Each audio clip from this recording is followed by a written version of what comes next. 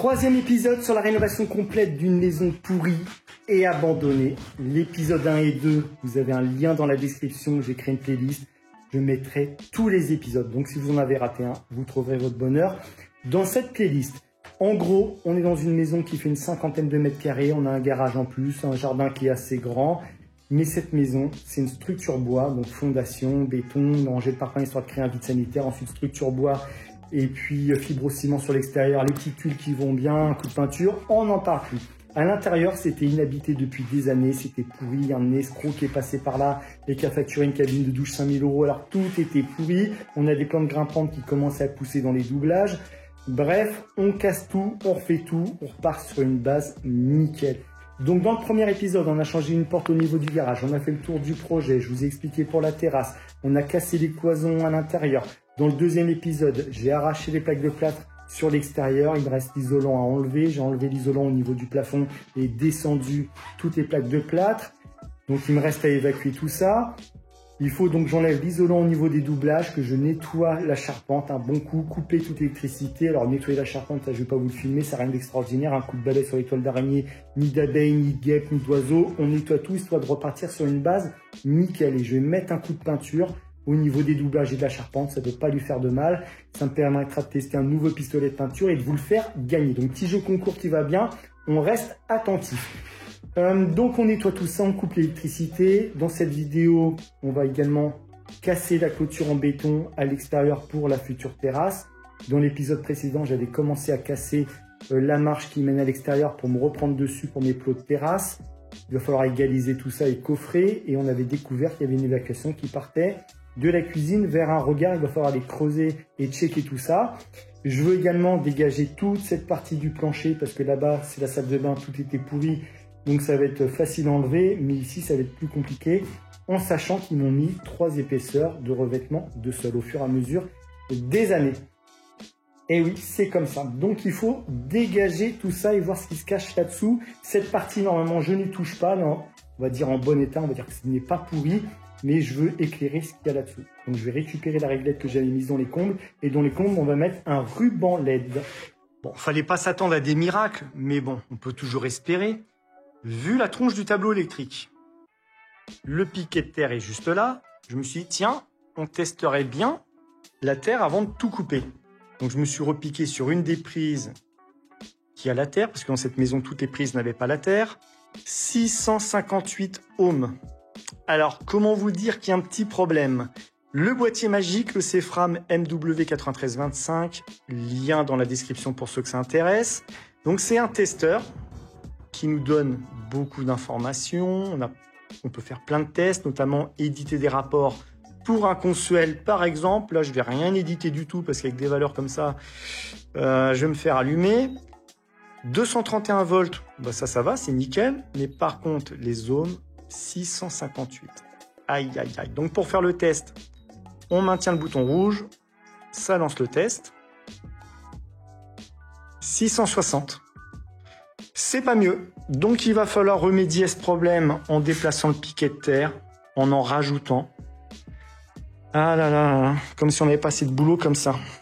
Idéalement, il faut être aux alentours des 50 ohms. Entre 0 et 50, il faut pas dépasser les 100. Mais là, 660. La terre, c'est chiant pour ça parce qu'on ne sait pas où il faut planter son piquet de terre pour avoir une bonne valeur directement. Ça se trouve, là, c'est humide, donc ça fait chuter la valeur. Il faudrait que je le déplace dans le garage avec un seul piquet, j'aurai une super valeur. Ça se trouve, il me faudra 50 piquets dans le garage pour avoir une bonne valeur. Ou ça se trouve, je vais le déplacer plus par là avec un seul piquet, j'aurai une valeur plus ou moins correcte. Il faudra juste que je remette un deuxième piquet. Comme ça se trouve, il m'en faudra 4. Je ne sais pas. Il faut faire des tests. Vous mettez votre piquet, vous prenez la mesure. Un deuxième si ça suffit pas avec un seul, un troisième si ça suffit pas avec 2, etc. Jusqu'à avoir une valeur d'environ 50 ohms, c'est parfait. Donc ce petit boîtier, on en reparlera parce qu'il est juste génial. Et Sefram en général, ils font du super matos. Vous avez tous les liens dans la description. Ils font beaucoup d'outils de mesure justement pour les électriciens.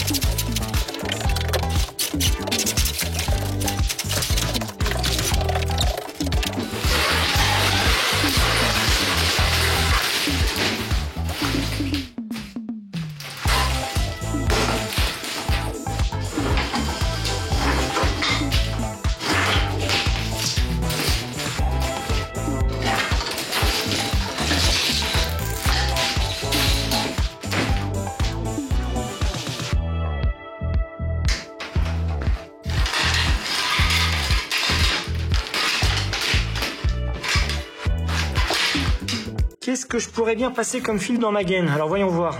Est-ce qu'on a la place déjà? Bah oui, on est large. Donc attends, on n'a pas le noir, pas le marron, pas le violet, pas le orange. Oh, je peux tous les passer en forçant avec du lubrifiant. Mais oui, ça va passer.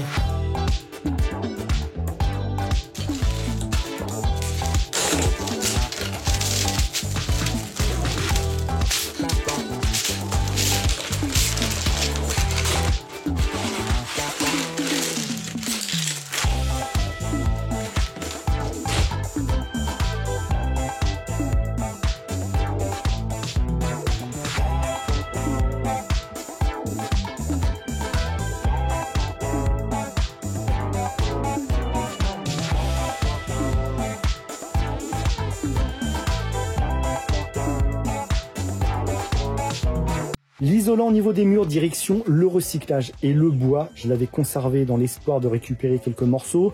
Il y a plein de clous là-dedans, il faut faire le tri, les morceaux cassés, les morceaux pourris, bref, vous voyez ce que je veux dire, ça va être l'enfer. Je vais perdre énormément de temps, donc je vais tout virer, je vais aller chercher un camion benne. Et pareil, direction le recyclage. Je vais reprendre des nouveaux chevrons pour refaire une partie de la petite cabane qui est juste derrière moi et de la clôture. Et on va poser un bardage sur la continuité, ce sera tout beau. Pour l'instant, on va retourner voir Kevin au Renault Trucks de Massy dans le 91. Dans l'épisode précédent, il nous avait présenté le Renault Trucks Master et le Renault Trucks Trafic. Cette fois-ci, j'avais plein de questions à lui poser et il a répondu à toutes les questions. Si jamais j'ai oublié de lui poser une question qui pour vous paraît logique, vous avez dans la description les coordonnées du Renault Trucks de Massy. Vous pouvez même contacter Kevin de ma part, vous lui posez votre question et il y répondra tout simplement. Alors ça dépend ce que tu vas mettre dedans. Si tu souhaites passer dans les parkings, Ouais. le Renault Trucks Trafic va suffire. Si tu mets beaucoup de matériel et de matériaux, je te conseillerais plutôt le Renault Trucks Master. Même à partir du L2H2, tu seras déjà bien en termes de volume et tu seras tranquille. Le Renault Trucks Trafic, vous l'avez en L2 H1, en L1 H1, on peut l'avoir en rehaussé aussi, j'imagine. Le Renault Trucks Master, on l'a vu, on peut aussi l'avoir en rehaussé. En fait, il y a plusieurs configurations possibles. Mais sur le Renault Trucks Trafic et même le Renault Trucks Master, on peut avoir des véhicules carrossés pour des petites bennes, des plateaux, des grues, c'est possible aussi, des nacelles. Voilà, ça peut vraiment s'adapter, des caisses frigo, des caisses pour les déménageurs avec haillons. On peut vraiment adapter le véhicule aux besoins de l'activité du client. Ça peut partir du simple kit bois, c'est-à-dire le plancher et les habillages latéraux en bois. Tel qu'on l'a vu tout à l'heure. Tel qu'on l'a vu. Alors ça, c'est principalement pour protéger la carrosserie de l'intérieur. D'accord. Si tu as un objet qui tombe, que ça vienne pas dégrader l'état de ta carrosserie. La tôle, ok. Voilà. Ça, c'est puis même pour la longévité du véhicule et sa valeur à la revente et d'un point de vue esthétique. Ouais. Après, on peut avoir des choses beaucoup plus conséquentes, notamment des cellules isothermes. Ouais. Des activités frigo avec ou sans justement groupe frigo. D'accord. Là, ça va être des transformations qui vont être quand même beaucoup plus lourdes. Comme je disais tout à l'heure, on a aussi les bennes, tout ça. Donc là, ça va vraiment être sur la partie châssis. Mais les aménagements, on est capable d'en faire de type. On peut avoir sur des fourgons un peu comme on a vu là. Aussi des étagères, on peut avoir des serrures. Ce qui est bien chez nous, c'est qu'on va te livrer clé en main. Tout ce que tu auras besoin en termes de transformation, de personnalisation, etc., on va le gérer pour toi en amont. D'accord. Quand on va passer à la remise des clés, ça sera fini. Ça sera un véhicule complet et tu n'auras plus qu'à rouler et t'occuper de ton activité. Je suis même pas obligé de te faire un chèque du coup. J'ai l'impression que tu m'offres tellement de choses que... Mais donc en gros, si je comprends bien, j'arrive chez toi, tu me conseilles sur le choix du véhicule. Dans mon cas, Renault Trucks Master ou Renault Trucks Trafic. C'est ça. Tu me le configures. On configure. Tu me l'aménages. Tu mets le stickage dessus, je repars. On l'immatricule. On l'immatricule, je repars. Ok, la totale 360. La totale. Nos ateliers sont parfaitement dimensionnés pour recevoir les véhicules utilitaires, dans le sens où on fait même du poids lourd. Donc c'est pas un Renault Trucks Master ou un Renault Trucks Trafic qui posera des difficultés à rentrer. Et après, on peut aller plus loin, on peut faire un contrat d'entretien qui est aussi office d'extension de garantie. Et l'avantage, c'est que ça va lisser tes frais. Tu sauras toujours à combien. J'aurai le même loyer tous les mois, entretien inclus. Tout le temps, avec la garantie, entretien, tous les consommables. Donc ça, j'imagine que ça prévoit en amont. On en discute entre nous. Avant, on choisit le modèle du véhicule, on en discute. Tu me fais le contrat. J'ai juste à payer tous les mois le même loyer et boum, je me soucie pas du reste. Voilà, c'est ça. Donc le loyer sera déterminé en fonction du véhicule premièrement. Et ensuite, il y aura une question de durée et de kilométrage. Oui. Forcément, si tu fais 10 km par jour et que tu en fais 200 par jour, ça sera pas le même prix. Voilà. Ok, ça marche. Ce que je vois derrière moi, c'est un Renault Trucksmaster. C'est quoi comme type de cabine? Alors ça, c'est un plancher cabine. Donc justement, sur ces véhicules-là, t'as pas de haillon. Et l'avantage, en fait, c'est que par rapport à un 20 mètres cubes normal... Un 20 mètres cubes avec le haillon? Bah là, c'est ce qu'on appelle un châssis cabine, un 20 mètres cubes haillon. Et là, c'est un plancher cabine. Et le gros avantage, en fait, c'est que tu passes sur la catégorie inférieure au payage. Voilà. Parce qu'il est moins haut qu'un 20 mètres cubes traditionnel. Donc je paye pas le prix exorbitant de je ne sais plus combien. Je ne sais plus parce combien. Parce qu'il y a une taxe qui est rajoutée. Exactement. Ok. Par contre, lui, bon, on l'a dit tout à l'heure, il ne passera pas dans le parking, ça c'est niette. Non. Mais ça c'est intéressant ce type d'utilitaire, parce que je le vois depuis tout à l'heure et... Il y a beaucoup de personnes dans l'isolation qui s'en sortent. Oui, parce qu'ils mettent leur machine directement dedans pour pouvoir souffler, par exemple, les ballots de laine de verre, etc. C'est ça. On peut t'accompagner aussi sur la partie financement. Ouais. Parce que tu parlais de chèque, bah t'as pas forcément besoin d'un chèque parce qu'on peut te fournir le financement aussi. Donc tu peux me le financer, tu peux me l'assurer? L'assurer en fonction de ton activité, mais oui, en principe, oui, on peut l'assurer aussi. Petite spécificité sur l'assurance quand même, c'est uniquement dans le cadre du financement par nos services. C'est lié au financement. Exactement. Eh ben écoute, chez nous, la partie financement, c'est ce qu'on appelle du crédit bail. Ouais. Donc ça fonctionne plus ou moins comme la location avec option d'achat. Des fois, des personnes appellent aussi leasing. Ouais. Donc, ce qui se passe, c'est que tu as des loyers sur la durée sélectionnée. Généralement, ça va de 3 à 5 ans. Et à la fin, tu as une option d'achat finale. Le véhicule, il est au nom de l'établissement qui finance, à savoir nous.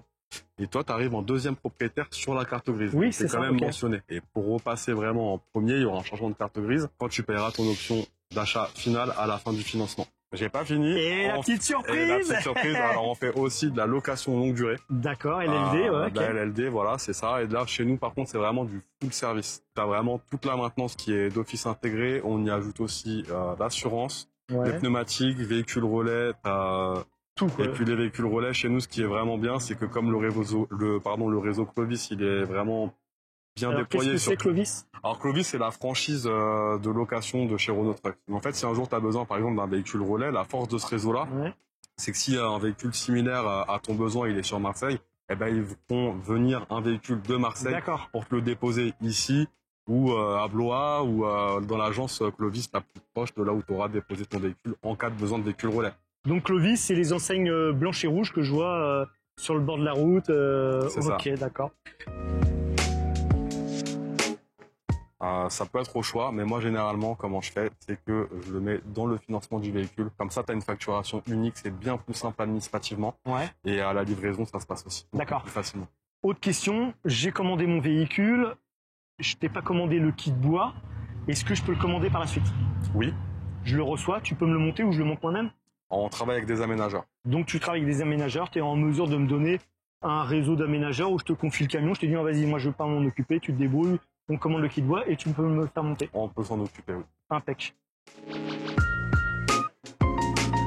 Alors c'est pas la conversion, c'est plus des aides pour t'aider à en acquérir. Donc c'est ce qu'on appelle le C2E. C'est en réalité un certificat d'économie d'énergie. On voit directement avec les fournisseurs d'énergie, tout simplement. Et là, l'avantage chez Renault Trucks, c'est qu'on est en train de négocier avec les fameux fournisseurs d'énergie pour pouvoir déduire directement le montant du C2E, qui est approximativement de 5 000 € par véhicule électrique utilitaire, et c'est par véhicule. Et on va le déduire directement de nos offres. Donc toi, tu auras le prix avec cette fameuse aide déduite directement. Eh ben, ça inclut dans ton véhicule neuf, pour commencer. Et donc, tu as toujours des astreintes, etc. Donc, c'est vraiment 24/7. D'accord. Dans le meilleur des cas, ils vont te dépanner sur place, si c'est possible. Et si c'est pas possible, ils vont te rapatrier et s'occuper des réparations en priorité de ton véhicule là où il aura été rapatrié. Alors ça va arriver. Ça va arriver ? Ouais, on va faire de la maintenance sur site directement. Donc en gros, on pourra être dépanné sur place, sur chantier, chez moi, peu importe, à mon entreprise, sur le parking. Toi, pas forcément toi, mais quelqu'un va venir avec tout ce qu'il faut sous la main pour réviser sur place. Avec un véhicule atelier, tout simplement. D'accord, avec un véhicule atelier. De manière générale, on prend les véhicules assez rapidement chez nous. D'accord. Sous combien de temps j'attends sur place je peux le récupérer? Est-ce que tu as une estimation à me donner? Alors, sur des petites opérations, même de maintenance, si tu as pris rendez-vous Ça peut se faire rapidement et tu peux attendre. Sur place, ok. Tu peux attendre sur place. Je peux boire un petit café, j'attends. Nickel. Et sinon, généralement, sous 24-48 heures, c'est réglé. Bah, celle-ci, elle va dépendre de ton utilisation, de ton activité aussi, si tu portes du lourd ou pas, si tu fais beaucoup de kilomètres, si tu prends des routes qui sont très embouteillées ou pas, parce que ça va jouer sur l'encrassement de ton véhicule. Et donc, on va adapter en fait la partie maintenance par rapport vraiment à cette utilisation. Sur des vidanges simples, je dirais qu'on serait aux alentours de 600-700 euros hors taxe à l'année, voire même un peu moins qu'à l'année, parce que ça peut être tous les 2 ans la vidange. Et là, ça va diviser par 2 ce que je viens de te dire. Donc l'entretien, c'est tous les 30 000 km? Approximativement. Ou un an? Parfois, ça peut être 20 000, parfois, ça peut être 40 000. Encore une fois, on s'adapte vraiment par rapport à ton activité. Bon les gars, Kevin a répondu à toutes mes questions sans joker, sans demander de l'aide d'un ami, ni l'avis du public, rien. Il était parfait. On a dû couper à certains moments parce que y a des avions qui passent. Il y en a pas mal il y en a combien qui passent par jour? Je sais pas, je les compte pas parce que sinon j'aurais pas le temps de bosser si je les compte, il y en a vraiment beaucoup. Mais donc voilà, c'est pour ça que c'est haché au niveau mais bon, on va faire un petit montage vidéo et ça va passer nickel. Kevin, je te remercie d'avoir répondu à toutes mes questions. Je range mon petit téléphone, je te serre la main parce que tu étais super accueillant, très agréable, il a répondu à toutes les questions. Si vous avez d'autres questions, vous savez où contacter Kevin. Vous êtes tous l'agence de Massy, Renault Trucks Grand Paris. Grand Paris, voilà. On vous mettra un lien dans la description avec les coordonnées personnelles de Kevin qui peut vous répondre 24/24, 7 jours sur 7. Vous vous souvenez du Tornador? Dans la vidéo précédente, je m'en suis servi pour me dépoussiérer et je vous ai expliqué que c'était super pratique pour les tapis de bagnole, les canapés, les sièges de voiture, bref. Eh bien, j'ai trouvé une nouvelle fonction. C'est le nettoyage de charpente. Et ça nettoie super bien. Alors, j'ai passé le balai avant. C'est pour ça que par terre, vous voyez, tout est tombé. Il y avait encore pas mal de nids, je vais vous montrer. Et ensuite, j'ai tout traité avec quelque chose que je ne vais pas citer volontairement parce que c'est très très dangereux. Mais vous pouvez bien sûr le faire, il faut être 2. On en reparlera tout à l'heure. Là, c'était bien dégueu tout autour. Regardez ça. Bon, c'est un peu oxydé. Il va falloir traiter également, mais c'est tout beau, tout propre. Là-haut, on avait des nids. C'est nickel, il n'y a plus rien. Hop, tout est fait dans le moindre recoin.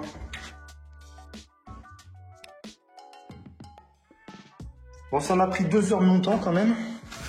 Alors, j'étais pas obligé de le faire, mais ça m'aurait vraiment embêté de laisser quelque chose de dégueulasse. Soit on fait les choses bien jusqu'au bout, soit on ne fait rien. Et moi, j'aime autant que ce soit nickel. Allez, on va aller voir là-bas. Hop, j'essaie de me tenir en même temps. Ce serait dommage de tomber. Ah oui, alors, Linky, je l'ai placé ici en attendant. Et j'ai réussi à me repiquer sur la ligne qui alimente le garage et le portail. Donc du coup, le portail, il est toujours motorisé. C'est pas plus mal. Donc, par contre, dans la maison, j'ai plus d'électricité, bien sûr. Mais bon, j'ai ma petite batterie qui est juste ici. Ça me va bien. Hop, là-bas, bon, tout est fait, vous avez compris. Qu'est-ce qu'on avait d'autre? Ah oui, là-bas, c'était dégueu de chez dégueu, là-bas, dans le coin. Et puis là, le deuxième conduit, tout est propre. Donc, on va redescendre et puis je vais vous expliquer ce que j'ai fait pour traiter tout ça. Mais ouais, c'est assez dangereux. Donc tout ce qui est par terre, vous avez compris, c'est ce qui est tombé de la charpente lorsque j'ai passé le balai et bien sûr le Tornador. J'ai tout soufflé dans le moindre recoin. Et je pensais en avoir enlevé pratiquement tout en descendant le plafond. Et bien regardez tout ce qui est tombé en plus. Là, je vous ai fait une petite sélection. Nid de guêpe, abeilles, nid d'abeilles. Enfin, il y en a partout. On en était truffé la maison. C'est impressionnant. Là, nid d'oiseaux. Juste ici. Mais toujours pas de rongeurs par contre. Alors ça, c'est un mystère. J'ai tout balayé pour enlever le plus gros. Ensuite, Tornador pour aller dans tous les recoins et puis souffler tout ce qui restait là-haut en poussière. Et ensuite, j'utilisais quelque chose, alors je ne vais pas vous le montrer parce que c'est très dangereux, mais vous allez comprendre. Vous voyez Indiana Jones, quand il intervient quelque part et qu'il a besoin de chasser des toiles d'araignée et qu'il a besoin de faire fuir des serpents, il utilise quelque chose qui brûle. Et bien moi j'ai fait la même chose. Enfin, j'ai joué Indiana Jones dans les combes. Partout j'ai retrouvé des nids, partout, notamment au niveau du fêtage, il y avait de la paille qui était coincée là-haut parce que les oiseaux se sont donnés à cœur joie. Les nids d'abeilles coincés là-dedans. Bon, j'ai gratté pour en enlever un maximum. Et puis ensuite, hop, Indiana Jones là-dedans. J'ai fait les murs, j'ai fait la charpente, j'ai fait les tuiles. Il ne me reste plus rien. Là, je suis peinard. Il n'y a plus une toile d'araignée en plus, donc c'est nickel. Mais c'est super dangereux, je me répète, si vous devez le faire, faites-le à deux. Moi j'avais le jet d'eau, je suis tout seul, je l'avais rentré dans la maison au cas où. Mais si vous devez le faire, faites-le à deux, un qui traite et un qui a le jet d'eau pour jouer aux pompiers en cas d'intervention. C'est tout. Mais je me répète encore une fois, c'est super dangereux.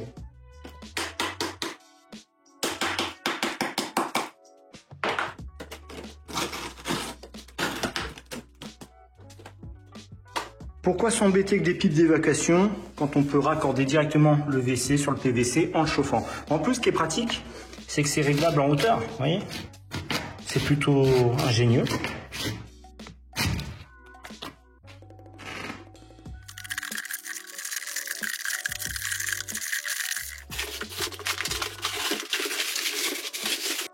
J'ai les infos de la cuisine, 4 mètres par 2,60, 10 mètres carrés 40. J'ai la référence.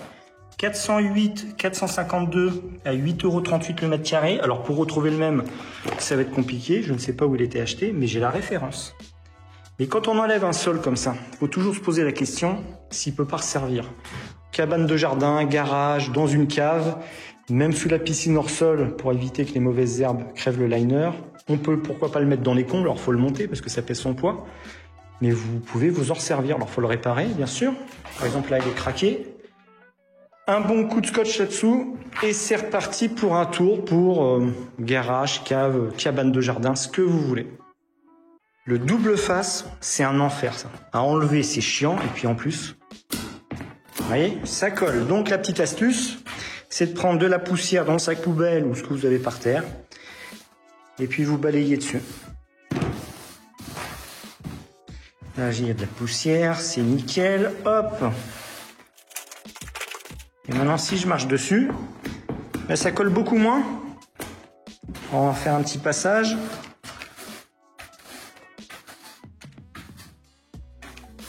Voilà.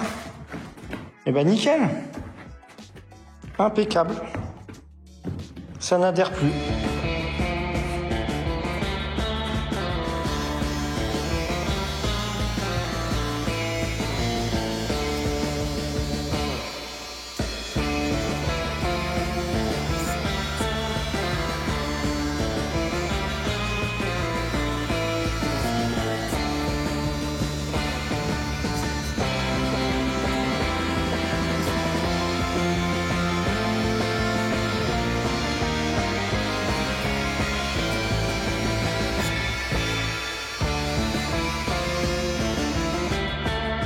Le vieux gilet plein de taches, très important, il faut toujours en avoir un comme un vieux pantalon plein de taches. Ça permet de traiter une façade, une toiture ou l'intérieur d'une maison en fibrociment avec du nettoyant façade. Vous avez vu que ça disparaît relativement vite les traces d'humidité. Alors ça ne sentait pas l'humidité, mais il y avait des traces parce que de ce côté on est très peu exposé au soleil. Donc j'ai tout traité et on est reparti pour un tour. Mais mettez vraiment des vieux vêtements parce que sinon vos vêtements vous allez les flinguer. Donc maintenant on va pouvoir découper le plancher parce que ça va être une horreur à enlever au niveau des clous, il y en a partout. Donc on va tout découper, j'ai sorti la scie plongeante, la scie sabre, on va couper des grandes plaques et dégager tout ça. Et il y a une bonne nouvelle dans tout ça, c'est que pendant tout le mois de septembre et dès 600 € d'achat sur le site d'Ilti, vous avez 25% de remise avec le code MAKE25. C'est le retour du code promo. La dernière fois qu'on a fait ça, c'était avec MAKE15, 15% de remise. Et bien cette fois-ci, c'est MAKE25.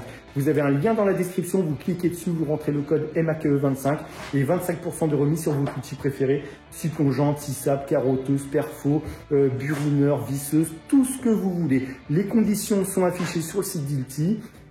Le lien dans la description, le code MAQE25 et 25% de remise valable tout le mois de septembre, des 600 € d'achat. Vous savez tout.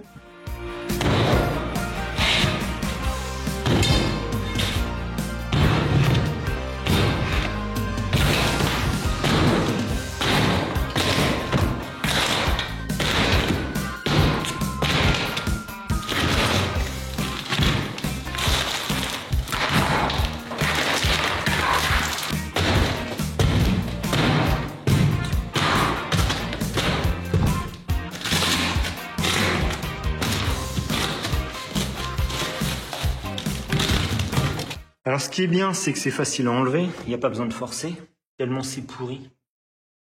Ça a séché depuis des années, le truc ça part en poussière.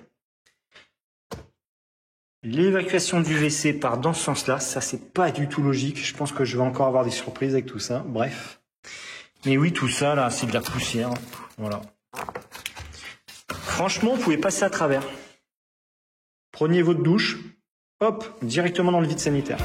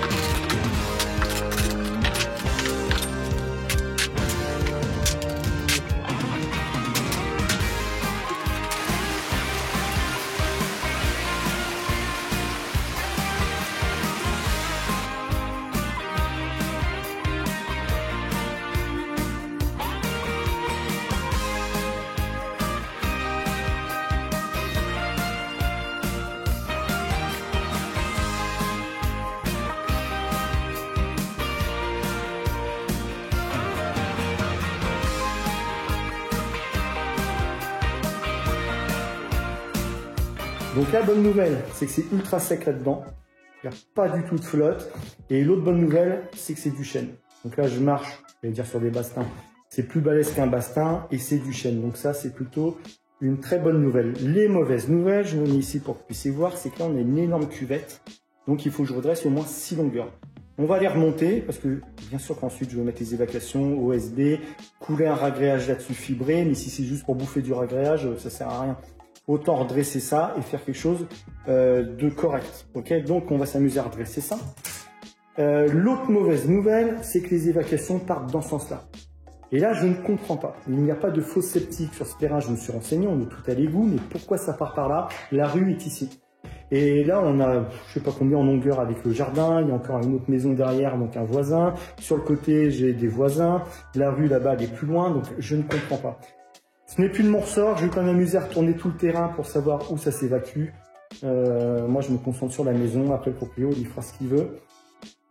S'il a envie de retourner son jardin pour voir ce qui se cache là-dessous, il fera ce qu'il veut. Ok, donc, ce qui serait intéressant, c'est que je vous montre comment c'était construit au niveau du plancher, les fondations, le plancher, les murs, parce que c'est super intéressant de démonter tout ça et de voir comment c'était fait à l'époque. Alors bien sûr, sous cette partie du plancher, c'est la même chose qu'ici, vous doutez bien, mais celui-ci, ce plancher, je n'y touche pas, il reste là. Il est en bon état. On va dire qu'il n'est pas pourri. Donc le plancher, hop, on va s'approcher d'ici, les petites fondations. Donc il faut imaginer que c'était creusé, qu'il y a du béton qui est coulé là-dedans. J'imagine que c'est ferraillé. On monte une rangée de parpaings là-dessus. Ensuite, là ils ont mis un espèce de litho tout le long. Deuxième rangée de parpaings qui est juste ici, tout le long. Donc ça fait toute la périphérie de la maison. On pose les madriers, donc en chêne. Pour moi ça c'est du chêne. Vous me direz si je me trompe, mais ça pour moi c'est du chêne. Donc c'est posé sur les parpaings, ils mettent un espèce de petit coffrage, on coule du béton ou du mortier, mais ça ressemble à du béton, et ça cale les madriers. Donc nous, il va falloir qu'on reprenne, tout à l'heure je vous disais, 6 madriers et les redresser. Donc on va casser ce béton et ce petit coffrage, et on va redresser tout ça. Donc ça c'est notre plancher. Petite entretoise, de temps en temps, ça fait pas de mal. Il y a des espèces de feuillards métalliques. Donc les parpaings, je vous disais, ça fait tout le tour de la maison au niveau des fondations. Et on a des feuillards métalliques qui servent à je ne sais pas trop quoi. Certainement pour maintenir le madrier contre le parpaing. Mais bon, en tout cas, ça a bien pourri. Ensuite, sur les parpaings, on monte la structure des murs. Alors ça, c'est le dégât des eaux qu'on a eu dans la salle de bain. Donc lui, je ne vais pas vous en parler parce que là, je vais tout reprendre, bien sûr. On va se concentrer sur lui, par exemple. Ça, c'est l'équivalent d'un chevron recouvert de contreplaqué qui fait à peu près 1 cm d'épaisseur. Et je me disais, mais tiens, c'est bizarre, tous les 1,20 m, sur tous les murs de la maison, tous les 1,20 m, on a l'équivalent d'un chevron recouvert de contreplaqué qui fait 1 cm. Et je me suis posé la question, mais à quoi ça sert? Pourquoi il recouvre ce chevron de contreplaqué et pas le reste? Eh bien, c'est pour rattraper l'épaisseur des 3 lithos. Parce qu'entre chaque chevron recouvert de contreplaqué, donc tous les 1,20 m, on remet 3 épaisseurs de litho pour faire une armature avec un litho horizontal en haut et en bas. Donc on a un litho qui est contre le fibrociment, un litho au milieu, donc il faut une espèce d'assemblage. Le litho, on recouvre le tout et on cloue. Et dans les chevrons, il défonce et il passe les lithos. Donc ça fait une structure complète. Mais bon, ça a le mérite de tenir, ça peut paraître léger comme ça, mais ça tient. Ça fait 40-45 ans que la maison est debout et elle ne s'est pas envolée. Alors par-dessus, ensuite, c'est du fibrociment, mais ça pourrait être du bois, ça pourrait être un autre bardage, peu importe. Là, c'est du fibrociment, c'est pas très épais. Allez, je vous montre l'épaisseur, on la voit ici. Ça fait, allez, 1 cm d'épaisseur, même pas. Et donc pour les cloisons, ils mettent des renforts. Donc ça, c'était la cloison du placard et de la salle de bain. Et ils se clouent directement dessus. Une fois que le placo est posé, on vient clouer. C'est ce que j'ai arraché dans le premier épisode. Et au niveau du plafond, pareil, des renforts pour clouer dans ce sens-là, parce que là, vous doutez bien qu'on ne peut pas se reprendre sur la charpente. Il n'y a que dans ce sens-là qu'on peut se reprendre si une cloison vient. C'était le cas pour le WC. Le WC, hop, on a la cloison, les renforts pour se reprendre dessus. Et ensuite, pour partir dans ce sens-là, on est bon puisqu'on a la charpente, tout simplement. Et donc la charpente, elle vient reposer directement sur la structure des murs une fois qu'ils sont assemblés. Donc c'est une charpente, allez, on va dire style américaine ou en W, parce que vous voyez, ça fait comme une sorte de W. Et puis voilà notre petite maison. Mais bon, je me répète, ça a le mérite de tenir. Ça fait 40-45 ans qu'elle est debout, cette maison. Elle a dû connaître des petites tempêtes. Bien, elle est toujours là. Je me disais, ouais, au final, on peut en refaire une petite maison, c'est pas compliqué à faire en bois. Et ça va être super intéressant à faire. Donc ce vide sanitaire, vous l'avez compris, on va s'en servir pour passer les évacuations. Les arrivées d'eau vont passer par les combles, et c'était déjà le cas, et c'est bien mieux, parce qu'en cas d'intervention, c'est plus simple, et de toute façon, ce vide sanitaire, il est inaccessible. Une fois que le plancher est posé, c'est terminé. Les évacuations, on n'y aura plus accès. Alors, est-ce que je ferai pas un système de trappe au niveau du placard, dans le plancher, avec un mini collecteur, si jamais on devait passer un furet là-dedans, pourquoi pas, je vais réfléchir à ça. Mais pour le reste, une fois que le plancher est posé, c'est terminé. Donc, évacuation dans le vide sanitaire, arrivée d'eau, électricité, par les combles. Le laser sur la petite boîte, et là, il est juste au ras donc du madrier. On est vraiment dessus. Eh bien, regardez la différence. C'est quand même pas mal. Donc, on va dire que dans le coin là-bas, ça va à peu près. Mais à partir de là, ça fait une cuvette. Et ça remonte ici. Donc là, ça redevient à peu près bien. Et ouais, il y en a pas mal à remonter quand même. Mais c'est fou que... Je sais pas pourquoi. Pourtant, on est bien sur le parpaing. Ils ont juste posé les madriers sur le parpaing. Ils les ont pas calés en dessous. Et puis voilà. C'est dingue.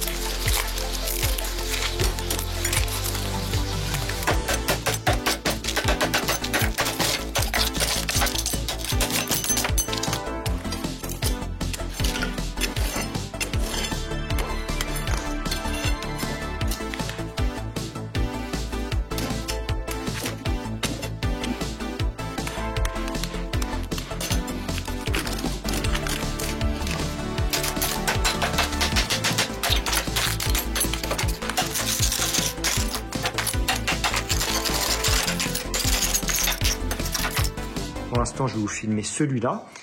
Il va falloir tous les vérifier. Alors, il y en a certains qui vont creuser, d'autres qui vont faire des bosses. Ce sera jamais parfait. Mais on va essayer de se rapprocher au maximum d'un truc parfait. Donc, on va le monter. J'ai mis un bout de béton que j'ai cassé, histoire de me faire un socle. Pour l'instant, l'idée, c'est de les mettre au ras du laser et ensuite de mettre des espèces de cales pour que ça tienne provisoirement le temps de refaire du béton tout le long et qu'il soit définitivement calé. Donc pour les monter, on va utiliser le nouveau Biceps. Il est tout beau, il est tout neuf. Pour ceux qui connaissent la marque Besset, vous savez que c'est de la qualité, c'est du costaud. J'ai plein de presses de chez eux, je vous les ai déjà montrées en vidéo. Et c'est du super matos. Bien sûr, le lien est dans la description. On a un petit QR code qui est juste là. Alors, je n'ai pas été le flasher pour tout vous dire. Je vais vous l'afficher, vous irez voir. Donc lui, il lève jusqu'à 23 cm. Il supporte jusqu'à 180 kg. Si j'ai besoin de le monter, eh bien je presse. Si j'ai besoin de régler précisément, c'est ici que ça se passe. Je descends de millimètre en millimètre. Et si j'ai besoin de le monter et de le descendre d'une seule traite, j'appuie ici. Et je peux le descendre et le monter. Donc on sent que c'est de la qualité, on sent que c'est costaud, c'est du Besset. Donc on va le positionner ici, contre le madrier, on appuie, et là il va monter. Et l'idée c'est de se mettre au ras du laser. Là je suis un peu trop haut, on va redescendre. Je regarde mon laser en même temps, là on est pas mal. Là je vois le laser à fleur du madrier, donc on est plutôt bien. Le but, bien sûr, ça va être de mesurer également la largeur, qu'on ne parte pas trop de travers. Et puis ensuite, je vais mettre des cales. Bref, je vais caler ça dans tous les sens pour ne plus que ça bouge. Et on va refaire, comme je vous l'ai dit, du béton. Et il faut tous les faire, tous les vérifier. Donc, il y a un peu de boulot. Ah, ça aura été compliqué, cette histoire de madrier. Je vais vous expliquer après pourquoi. Bon, ils sont tous faits, sauf celui-là. On va le faire ensemble. Il a fallu que je m'y reprenne en plusieurs fois, mais ouais, ça aurait été très compliqué. Donc je me suis fabriqué une pige Le laser posé sur la batterie, on peut le poser au sol, vous pouvez le poser sur un établi, peu importe, on s'en fiche. L'idée, c'est de se fabriquer une pige. Donc le trait de laser, j'ai mis un scotch orange pour le voir plus facilement. On trace un trait par rapport au trait de laser. Et maintenant, on va pouvoir poser cette pige sur chaque madrier et relever, descendre. Dans mon cas, il fallait que je les relève.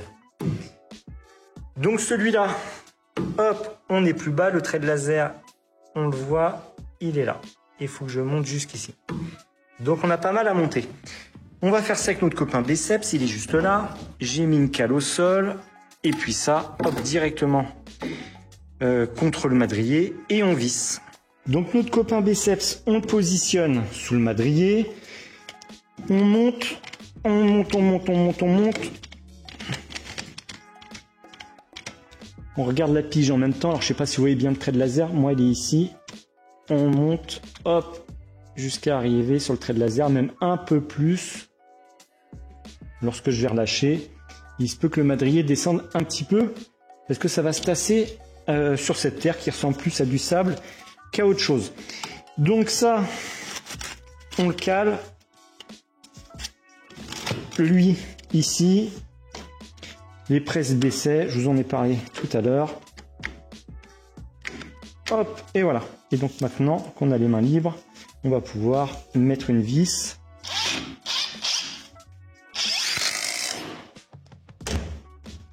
On enlève, on descend le biceps, on vérifie la pige et on est bon.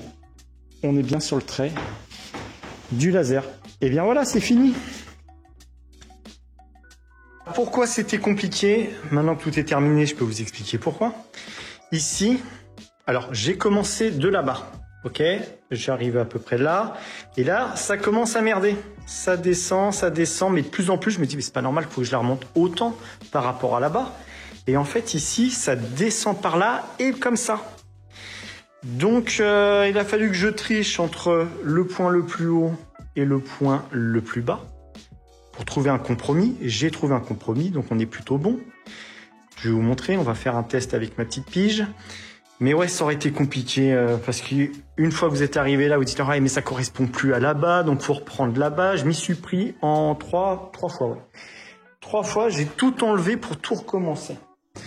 Donc je récupère ma pige. Si on se met sur lui, donc là on est bon. Si on se met sur lui par hasard, donc là on est bon. Là on est bon. Et si on va voir tout là-bas, pratique à enjamber tout ça. Vivement que je refasse le plancher. Et là, on est bon. Nickel. Mais ouais, là-bas, c'était très compliqué. Là, ça descend comme ça et ça part dans ce sens-là. Et après, ça remonte. Ah, c'est la magie du bois, hein, ça travaille avec le temps, donc faut faire avec. Mais ça, c'est typiquement le genre de chantier. On pense que ça va très bien se passer parce qu'au final, c'est pas compliqué à faire. Faut monter ou baisser un madrier. On prend une pige, on prend le niveau. Mais dès l'instant où on commence à toucher un côté, ça va plus de l'autre côté ou ça va pas au milieu et ça devient un casse-tête. Donc là, j'ai passé 3 heures. Honnêtement, à un moment, j'en avais ras-le-bol. Je me suis dit, mais qu'est-ce que je m'emmerde avec tout ça? Je ferais mieux de tout virer, de tout refaire. Mais c'était pas prévu dans le budget. Sinon, je virais tout. Et puis, plancher en béton, c'était la solution. Mais ce n'était pas prévu dans le budget. Donc, cette partie, j'étais obligé de l'enlever pour les évacuations. L'autre partie, normalement, elle reste là. Et elle est plutôt bonne, l'autre partie. C'est ça le pire. Ici, on avait une cuvette de dingue. Entre 4 et 5 cm, ça se voyait à l'œil nu. Quand on marchait, on a l'impression qu'on partait tout seul là-bas. Voilà, maintenant on est plutôt pas mal. J'ai une différence de 7-8 mm. Ça va, ça passe par rapport aux 4-5 cm qu'il y avait. De toute façon, après, je lui ai dit, il faut que je vire tout, je refasse tout. Donc, par-dessus OSB, par-dessus l'OSB, ragrage fibré. Et par-dessus le ragrage fibré, le produit magique que vous allez découvrir, mais vous l'avez déjà vu, je vous l'ai déjà montré. Il y a un truc qu'il faut absolument que je fasse parce que je ne vais pas m'embêter à recouler du béton entre chaque madrier, ça sert strictement à rien. Je vais aller chercher des bastins, je vais couper des petites longueurs et ils vont reposer donc les bastins sur les parpaings et je vais les visser dans les madriers. Comme ça, je peux enlever les espèces de petites cales que j'ai mises qui sont provisoires. Mais je m'aperçois qu'il y a de l'humidité qui remonte et ça c'est depuis que j'ai cassé les marches pour la future terrasse. Il va falloir que je coffre à l'extérieur, que j'égalise ce que j'ai cassé avec du mortier et je vais tout goudronner. C'est pas une fois la terrasse posée qu'il faudra se dire oh là, j'aurais dû goudronner parce qu'effectivement il y a de l'humidité qui peut remonter. Donc on va goudronner. Et une fois que c'est goudronné, je pose mes plots et on peut mettre la terrasse. Et à l'intérieur, sous les bastins, alors c'est des plaques en gomme, il faut que je trouve ça. Je sais pas où je vais trouver ça, mais dans GSB, on va trouver ça. Je vais couper des bandes et je vais les mettre alors contre le parpaing et sur le parpaing pour les bastins. Comme ça, mon bastin ne sera pas en contact du parpaing. Si jamais il y a de l'eau qui s'infiltrait, au moins, il ne pourrira pas avec le temps, tout simplement. Mais bon, on y arrive, c'est le principal. Mais ça, ouais, un vrai casse-tête ce truc. La solution, c'est de tout virer, de tout refaire. Et je peux aussi raser la baraque et tout refaire, mais si ça tenait qu'à moi, il y a longtemps qu'elle aurait été rasée.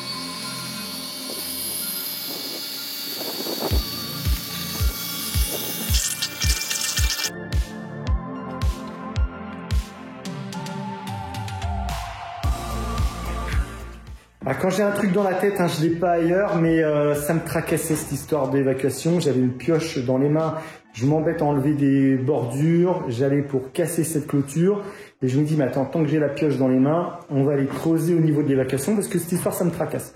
Je veux absolument savoir où ça part. Donc si vous vous souvenez, c'est le deuxième épisode, il me semble, oui, on a viré le chauffe-eau, et il y avait donc l'évacuation du WC.